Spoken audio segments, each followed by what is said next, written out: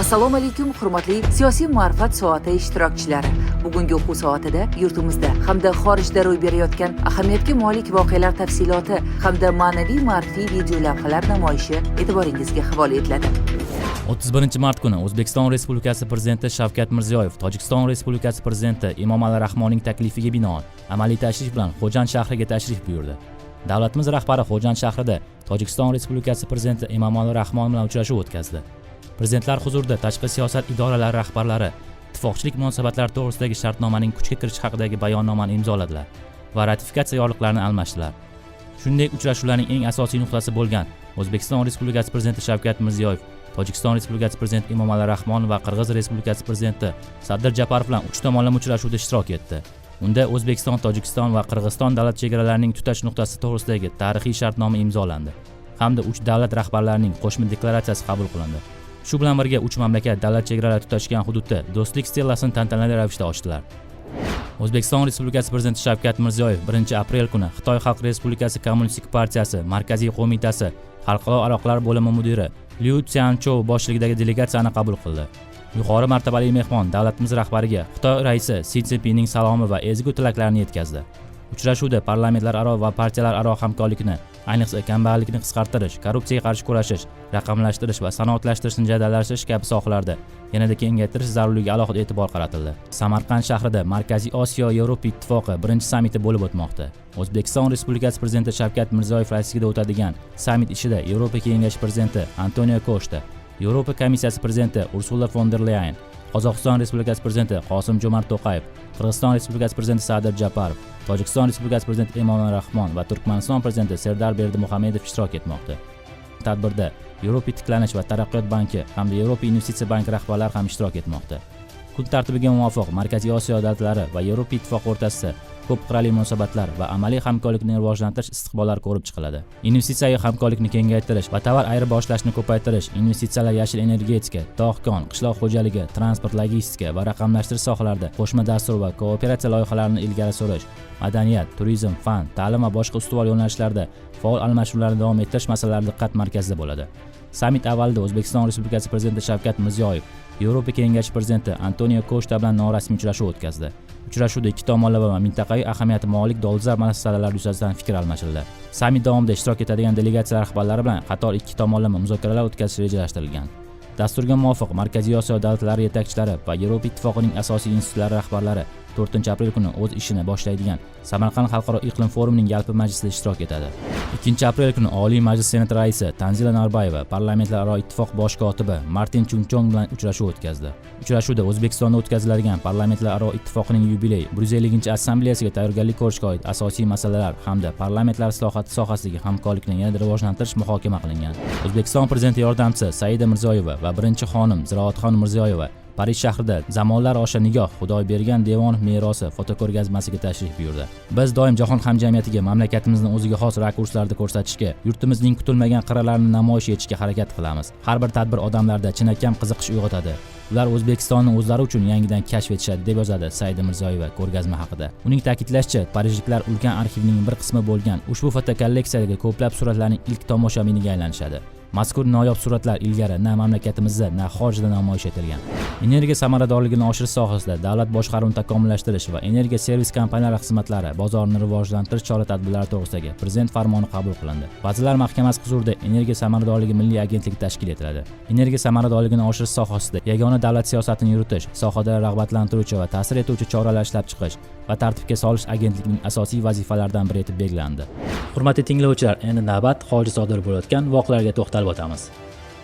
Qatar gazi Yevropaga Suriya orqali yetkaziladi. Yaqin Sharqdagi diplomatik o'zgarishlar fondi Qatar gazi Yevropaga loyihasi yana diqqat markazida. Diplomatik manbalarga ko'ra, Turkiya va Suriya hukumati o'rtasida kelishuvga erishilgan. Rejaga ko'ra, Qatar tabiiy gazi Saudiya Arabistoni, Iordaniya, Suriya va Turkiya orqali Yevropaga yetkaziladi. Elon Musk Oq uydan ishdan bo'shatilmoqda. Donald Tramp Oq uyga qaytgach, Elon Musk hukumat boshqaruv samaradorligi departamenti rahbarligiga tayinlangan edi. So'nggi vaqtlarda bu idora faoliyati bir necha bor tanqidga uchragan, biroq AQSh prezidenti o'z savdoshi faoliyatidan mamnun ekanini ta'kidlagan. Oq uy AQSh tomonidan boj joriy etiladigan davlatlarning to'liq ro'yxatini e'lon qildi. 2 ustundan iborat jadvalda turli mamlakatlarda Qo'shma Shtatlar mahsulotlariga hozirda qanday bojlar qo'llanilgani va Washington bunga javoban qanday yig'imlarni joriy qilayotgani ko'rsatilgan. E'lon qilingan ro'yxatga ko'ra, Xitoydan import qilinadigan mahsulotlar uchun boj 34%, Yevropa Ittifoqi mamlakatlari uchun 20%, Shveysariya uchun 31%, Buyuk Britaniya uchun 10%, Isroil uchun 17%, Qozog'iston uchun 27% bo'ladi. Eng yuqori bojlar Vyetnamga, Kambodjaga va Laosga nisbatan qo'llangan. Rossiya ushbu ro'yxatga kiritilmagan. Benyamin Netanyahu Xalqaro jinoiy sudning hibsga olish to'g'risidagi orderiga qaramay Vengriyaga tashrif buyurdi. Bu Isroil bosh vazirining o'tgan noyabr oyida order berilgandan keyin Yevropaga ilk safaridir. Vengriya Xalqaro jinoiy sudning a'zosi. Shuning uchun tashkilot talablarini bajarishga majbur hisoblanadi. Shunga qaramay Vengriya rasmiylari Netanyahuni hibsga olmasligini ma'lum qilishgan. Bundan tashqari 2-aprel kuni Vengriya tashkilotdagi ishtirokini to'xtatmoqchiligini e'lon qilgan. Jumadan jumagacha bo'lgan voqealar, yangiliklar tafsiloti bilan efirda Digest'ning navbatdagi soni. Assalomu alaykum. Respublika Ma'naviyat va ma'rifat markazi rahbari Farg'ona viloyatining Bag'dod tumanida bo'ldi. Safar davomida bir guruh ziyolilar, tuman hokimi, shuningdek faollar ishtirokida aholi bilan uchrashuvlar bo'lib o'tdi. Muloqot maydoni yaratildi. Tumandagi mahalla aholisi uchun maxsus seminar tashkil etildi. Dastur doirasida Bag'dod, Mehnatobod hamda Saydobod mahallalarida quva tajribasi o'rgatilib, bu bo'yicha zarur tavsiyalar berildi. Shu yerning o'zida bir nechta tub ko'chatlar keltirilib, aholi xonadonlariga ekildi. Zero ko'chat ekib bog' yaratish xalqimizga xos qadriyatlardan biridir. Bag'dodning Samandarak mahallasida esa yoshlar mahalla aholisi uchun qulay zamonaviy kutubxonaga tamal toshi qo'yildi. Mahallada tashkil etilgan bayram tantanalari esa barchaning ko'ngliga bahoriy iliqlik kiritdi. Asosiysi ma'naviy ozuqa. Tumandagi 1-maktab hududida tashkil etilgan ma'rifat bog'idan esa endilikda barcha bahramand bo'ladi. Yaxshi bilasiz, yurtimizda iste'dodli va iqtidorli yoshlarni qo'llab-quvvatlash maqsadida tashkil etilgan Ulug'bek jamg'armasi tomonidan turli global mavzularda ma'ruzalar, qiziqarli uchrashuvlar, muloqotlar tashkil etib kelinmoqda. Ana shunday uchrashuvlarning navbatdagisida barchaning e'tiboridagi mavzu Yangi O'zbekiston ijtimoiy davlat bo'ldi. Unda professor, o'qituvchilar, talaba yoshlar hamda yosh tadqiqotchilar katta qiziqish bilan ishtirok etdi. Shuningdek, respublikamizning barcha hududlaridagi faol yoshlar tadbirda onlayn ishtirok etdilar. Men o'zbekman hashtagi ostidagi challenge qizg'in davom etmoqda. Unda katta-yu kichik barcha ishtirok etyapti va shu orqali o'z yurtiga, milliy qadriyatlarga, udumlarga daxldorlik hissini namoyish etmoqda. Ta'bir joiz bo'lsa, o'zbekligidan g'ururlanish, faxrlanish kabi ezgu qadriyatlar e'zoz topmoqda. Bir so'z bilan challenge shu yerda umrguzaronlik qilayotgan katta-yu kichikni birdamlikka, hamjihatlikka chorlashi bilan ahamiyatli. Markazimizdan yana bir ijod namunasi Shohjahon va robot. Sun'iy intellekt yordamida yaratilgan bu media mahsulotning tarbiyaviy ahamiyati katta. U orqali jamiyatimizda uchrab turgan qator illatlar tanqid ostiga olinadi. Bu gal to'ydagi isrofgarchiliklar, maromiylik kabi masalalarga e'tibor qaratildi. Umuman olganda ham targ'ibotning samarali usullaridan biri bo'lgan ayni multimedia namunasini barcha katta qiziqish bilan kuzatmoqda. Asosiy maqsad tegishli xulosa chiqarish. Yana bir ajoyib yangilik, yosh kitobxon tanlovining navbatdagi g'olibiga BYD Chazor avtomobili topshirildi. Davlatimiz rahbari tashabbusi bilan tashkil etilgan tanlovning 15-19 yosh toifasi bo'yicha bahslar yakunlandi. Aniqlangan eng bilimdon yosh egallagan bilimi, aql tafakkuri uchun avtomobilni qo'lga kiritdi. Bu loyihaning motivatsion ahamiyati nihoyatda yuqori. Ana shunday, bizda kitob o'qiysiz va avtomobil egasiga aylanasiz. Olmaliq shahrida joylashgan Terakli mahallasida do'stlik va hamjihatlik ulug'langan yurt mavzusida ma'naviy, ma'rifiy va madaniy tadbir tashkil etildi. Tinch osmon ostida umrguzaronlik qilayotgan 130 dan ortiq millat va elatlarning vatani bo'lgan diyorimiz madh etildi. Unda turli xalqlarning urf-odat va an'analari, shuningdek, sport musobaqalari o'tkazildi. Bizda hozircha ana shunday yangiliklar. Navbatdagi dasturlarda ko'rishguncha xayr, omon bo'ling. Jadid gazetasining bu galgi sonidan yurtimizdagi siyosiy voqeliklarga tahliliy yondashuvlar, buyuk bobolarimiz bosib o'tgan jasoratli yo'l, shuningdek, dolzarb masalalar yuzasidan mulohazalar berilgan ma'naviy, ma'rifiy, ilmiy, adabiy mavzudagi ko'plab maqolalar o'rin olgan. Ularning ba'zilariga e'tibor qaratsak. Markaziy Osiyo hududida yashagan xalqlar qadim-qadimdan do'st, inoq, xudanda, qon qarindosh bo'lgani barchaga ma'lum. Oddiy bir insonning yashash sharoitida olis yaqin qo'ni-qo'shnilari bilan muomala munosabat naqadar muhim bo'lsa, mamlakatlar uchun ham dunyo hamjamiyati va ayniqsa qo'shnilari bilan o'zaro birdam, do'stona munosabat shu qadar zarurat sanaladi. Akademik Oqil Salimovning Do'st qidir, do'st top jahonda nomli maqolasi ayni fikrlar bilan boshlanadi. Muallif yaqinda qadimiy Xo'jand shahrida bo'lib o'tgan O'zbekiston, Tojikiston va Qirg'iziston davlatlari rahbarlari uchrashuvining mohiyati, ma'naviy ahamiyati haqidagi fikrlarni bayon etgan. Millatlar orasidagi do'stlik rishtalari mustahkamlanar ekan, kelgusida bu qardoshlik namnixonlari o'z mevasini beradi. Hamkorlikda quriladigan zavod va fabrikalarda o'zbek, tojik, qirg'iz millatiga mansub mutaxassislar bahamjihat mehnat qiladi. Ular do'stlik tilida so'zlashadi. Temir tuzuklari. Uni mutolaa qilganda muallif nechog'lik yuksak ma'naviyat va keng bilim sohibi ekanligiga amin bo'lamiz. Gazetaning ushbu sonida O'zbekiston xalq yozuvchisi Muhammad Alining Temir tuzuklar yodgorligiga oid ayrim mulohazalar berilgan. Maqola Sohibqironning asrdoshi bo'lgan muarrix va shoirlarning ma'lumotlari, asarlarda keltirilgan fikrlar bilan boyitilgan. Temur tuzuklari juda sodda, ayni paytda murakkab asar. Bunday asarni yozish uchun muallif keng dunyoqarashga ega, tarixning og'ir qadamlarini o'z boshidan kechirgan, dunyoni bemalol chamalovchi buyuk arbob maqomini egallagan, tarix va geografiyani chuqur bilgan, etnonim, toponimlar, hayot, dunyo oqimi, umr yo'llari haqida katta xulosalar chiqarishga qodir dono faylasuf darajasidagi siymo bo'lmog'i kerak. Diniy radikalizm bugun jamiyat a'zolarining ruhiy holati va xulqidagi salbiy o'zgarishlarga, tizginsiz ehtirosga, aql-idrok va mantiqqa zid, hatto paranoyaga moyil holatga, qo'rquv, tahdid yoki axborot manipulyatsiyasi bilan yuzaga keladigan ommaviy psixozga ham sabab bo'lmoqda.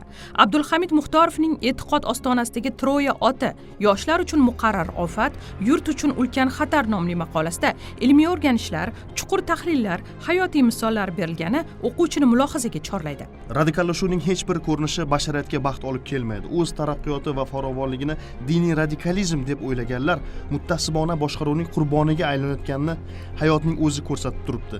E'tiqod erkinligi bilan diniy radikallashuv bir-biridan tubdan farq qilishini ulardan yaxshiroq anglagan kishi bormikan?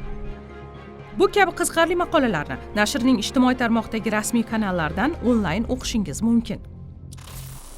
Assalomu alaykum. Mahallalar hayotiga oid yangiliklar bilan tanishtiramiz. O'zbekistonimizda 130 dan ortiq millat va ellat vakillari hamjihatlikda, ahillikda yashamoqda. Birodarligimiz ayniqsa bahoriy bayram sayillarida yanada yorqin namoyon bo'lmoqda.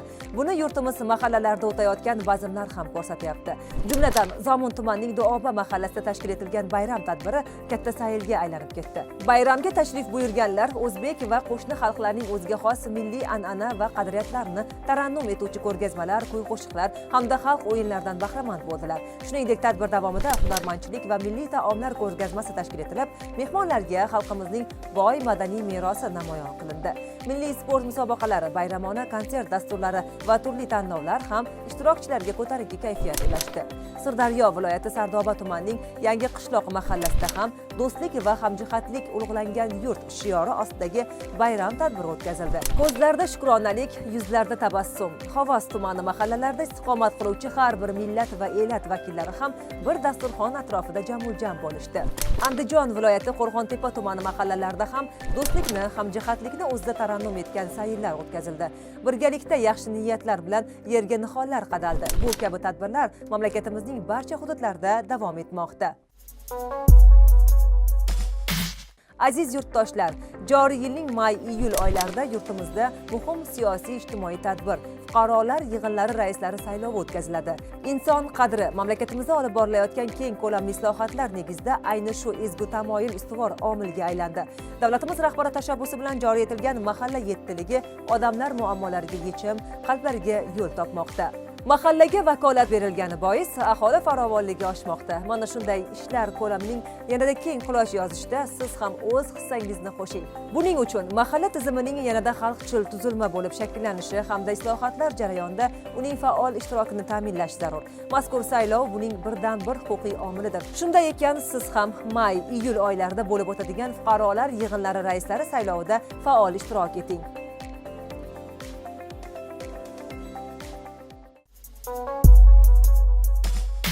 Fuqarolar yig'inlari raislari saylovini tashkil etish va o'tkazishga ko'maklashuvchi komissiyalar qanday tartibda tuzilishi aks etgan video lavha so'nggi xabarimiz bo'ladi. Fuqarolar yig'inlari raislari saylovini tashkil etish va o'tkazishga ko'maklashuvchi komissiyalarni tuzish tartibi. Yangi tahrirdagi qonunga ko'ra, fuqarolar yig'inlari raislari saylovini tashkil etish va o'tkazishda fuqarolar yig'inlariga amaliy yordam ko'rsatish uchun Qoraqalpog'iston Respublikasi, viloyatlar, Toshkent shahar, tumanlar va shaharlar hududida tegishlicha Qoraqalpog'iston Respublikasi, viloyatlar, Toshkent shahar, tumanlar va shaharlar komissiyalari tuziladi. Mazkur komissiyalar Qoraqalpog'iston Respublikasi Jo'qorg'i Kengashi, tegishli xalq deputatlari, viloyat, Toshkent shahar, tuman va shahar kengashining qarori bilan tuziladi. Ular fuqarolar yig'ini raisining navbatdagi saylovi e'lon qilingandan keyin o'z faoliyatini tugatadi. Komissiyalar tarkibiga qoida tariqasida Qoraqalpog'iston Respublikasi Jo'qorg'i Kengashi, tegishli xalq deputatlari, viloyat, Toshkent shahar, tuman va shahar kengashi deputatlari, fuqarolar yig'inlarining, davlat organlarining, nodavlat notijorat tashkilotlarining vakillari kiritiladi. Fuqarolar yig'ini raisi lavozimiga nomzodlar komissiyaga a'zo shaxslar yoxud ularning yaqin qarindoshlari orasidan ko'rsatilgan taqdirda ular komissiya tarkibidan chiqariladi. Tegishlicha Qoraqalpog'iston Respublikasi, viloyatlar, Toshkent shahar, tumanlar va shaharlar mahallani qo'llab-quvvatlash kengashlarining ijro apparatlari komissiyalarning ishchi organlaridir. Fuqarolar yig'ini raisi saylovi to'g'risidagi O'zbekiston Respublikasi qonuni 12-modda.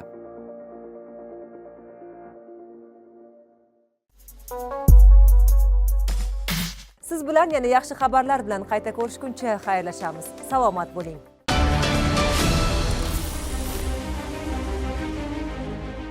har yurakda vatan tuyg'usini jo'sh urtirish, xalqqa sadoqat, yurtga daxldorlik hissini oshirish, chin insoniy xususiyatlar, oliyjanob fazilatlarni qaror toptirishda jasorat va matonat timsollari, yurt ozodligi va farovonligini oliy maqsad bilgan va bu yo'lda qahramonlik ko'rsatgan ulug' ajdodlarimiz bizga har jihatdan ibratdir.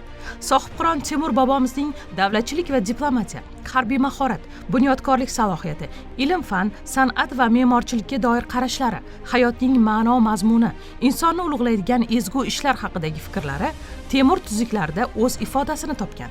Qimmatli tuzuklar, ularning tarbiyaviy ahamiyati, yaratilish tarixi, xorijiy tillarga tarjima qilinish jarayonlari hamda turli nashrlari haqida Temur tuzuklari tarjimoni, mustaqil tadqiqotchi Habibulla Karomatov ma'lumot beradi. Temur tuzuklari ikki qismdan iboratligini inobatga oladigan bo'lsak, uning birinchi qismi asosan Temurning boshidan kechgan voqealar tafsilotlari, bu 13 ta majlis shaklida bayon etilgan. Uning jangovar harakatlari, uning yurishlari turli mamlakatlarga, turli mamlakatlarni qay yo'sinda fath etgani haqidagi tafsilotlar keltirilgan. Ikkinchi qismi esa asosan Temur tuzuklarining ahamiyatini belgilaydigan qismi bu uning farzandlariga qoldirgan merosidir.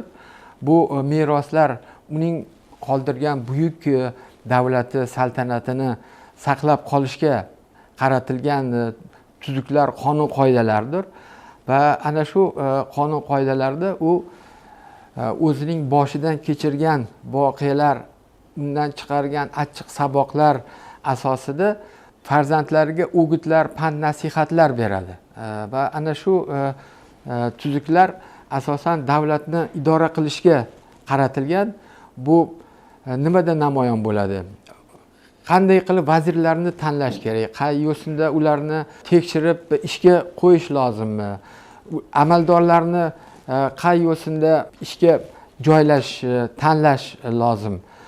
Farzandlariga, nabiralariga qanday qilib vazifalar belgilandi? Amirlar qanday qilib taxtni boshqarishlari kerak? Qanday yo'sinda ular ish olib borishlari kerak? Jonlarini jangda xatarga qo'yib fidoyilik ko'rsatadigan askarlar haqida ularni qanday qilib tarbiyalash, ularni qanday qilib jonlarini asrash, ularni oylik mablag'lar bilan ta'minlash, ularni har jihatdan jihozlash, ularni keksalik, oylik nafaqalarigacha belgilash, undan tashqari olimu fuzalolarga, din peshvolariga tayanish borasidagi tuzuklar, ularni hattoki majlislar va bazmlarida qay yo'sinda joylashtirish tuzuklari va undan tashqari fath etilganda mamlakatlarni qay yo'sinda boshqarish, ularga qanday mol xirojlar solish, bu mamlakatlarda qanday obodonlashtirish ishlarini olib borish, mamlakatning o'zida, saltanatning ichida qanday qurilish me'moriy ishlarni amalga oshirish lozimligi. Bundan tashqari sipohning tuzilishi qay yo'sinda bo'lishi kerakligi, necha favj to'dalarga, jangovar to'dalarga, favjlarga bo'linishi haqidagi ma'lumotlar, ayniqsa uning hayotdan olgan achchiq saboqlari natijasida berilgan o'gitlari hattoki bugungi kunda ham o'z dolzarbligini yo'qotgani yo'q. Chunki u yerda hukmdorlarning adolatli bo'lishi kerakligi, ularning har jihatdan xalq manfaatlarini aks ettirish yo'lida tadbir choralar ko'rilishi lozimligi haqidagi fikrlari u yerda yorqin ifodasini topgan asarda. Agar shu jihatdan qaraydigan bo'lsak, Amir Temurning bu tuzuklari bugungi kunda ham o'z dolzarbligini yo'qotmagan deb qat'iy aytishimiz mumkin. Bugungi mafkuraviy tahdidlar, ma'naviy xavflar kuchaygan, insoniyat ongi va qalbini egallashga urinishlar kechayotgan bir davrda bu kitobni takror va takror mutolaa qilish, uning mohiyatini anglash, rahbar, yetakchi bo'lishdek mas'uliyatli vazifani zimmasiga olgan insonlar uchun, qolaversa, har qaysi ziyoli uchun nihoyatda muhim va foydalidir.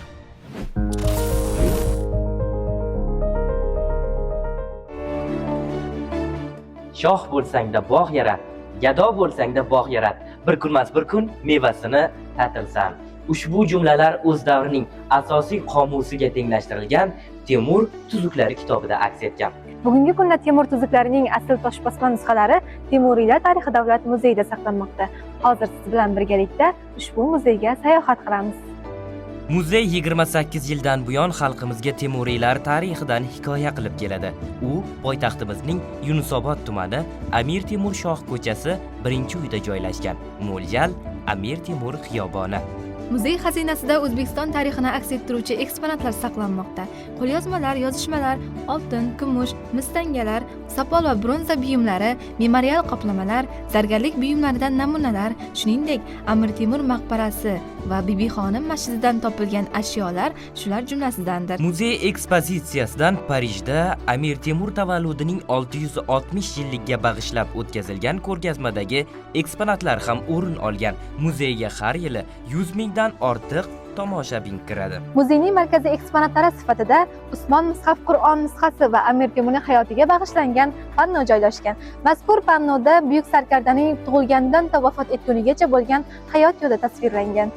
Majmuaga keladiganlar soni shu vaqtga qadar 3 milliondan oshdi. Muzey zamonaviy texnologiyalar asosida jihozlangan bo'lib, eksponatlar haqidagi batafsil ma'lumotni siz Nazar innovatsion ilovasini yuklab olish orqali muzeyning 21 burchagiga o'rnatilgan mana bunday maxsus AR belgili taxtachalarga smartfonlaringizni yo'naltirib, o'zbek, rus, ingliz va fransuz tillarida video, audio gid yordamida bilib olishingiz mumkin.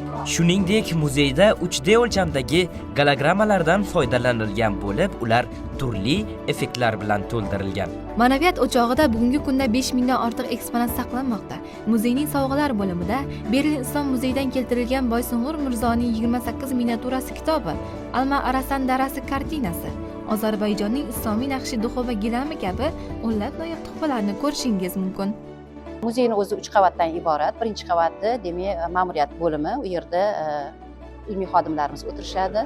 Ikkinchi qavatimizda esa noyob eksponatlarimiz ham o'rin olgan. Bu yerda bizani turli mamlakatlarimizda o'rin olgan Amir Temur davriga tegishli bo'lgan eksponatlarimizni nusxalari o'rin olgan va bizani muzeyga turli faxriy rasmiy mehmonlarning bergan sovg'alari ham o'rin olgan.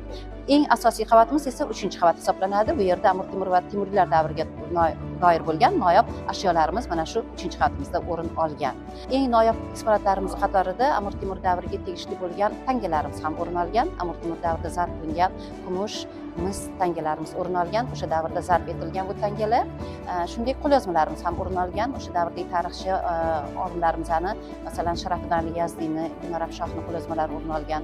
Asosan bu yerda eng diqqatga sazovor bo'lgan qo'lyozmalardan biri bu Temur tuzuklari ham o'rin olgan. Hozirgi kunga kelib muzey jahonning bir qancha mamlakatlari Rossiya, Belgiya, Fransiya, Germaniya, AQSh, Angliya muzeylari bilan yaqindan hamkorlik o'rnatgan va uning natijasi o'laroq Temuriylar davri tarixiga oid ashyolar haqida axborot yig'iladi. Ularning nusxalari olinib, ko'chma ko'rgazmalar tashkil etiladi. Dushanba muzeyda dam olish kuni sifatida belgilangan bo'lib, siz haftaning qolgan kunlarida soat 10 dan kechki 6 ga qadar bu yerga kelishingiz mumkin. Mana shunday sarkarda bobolarimiz haqida ko'proq ma'lumotga ega bo'lishni va farzandlaringizni ularning tarixi bilan yaqindan tanishtirishni istasangiz, Temuriylar tarixi davlat muzeyiga keling. Hurmatli siyosiy ma'rifat soati ishtirokchilari, e'tiboringiz uchun rahmat. Kuningiz samarali o'tsin.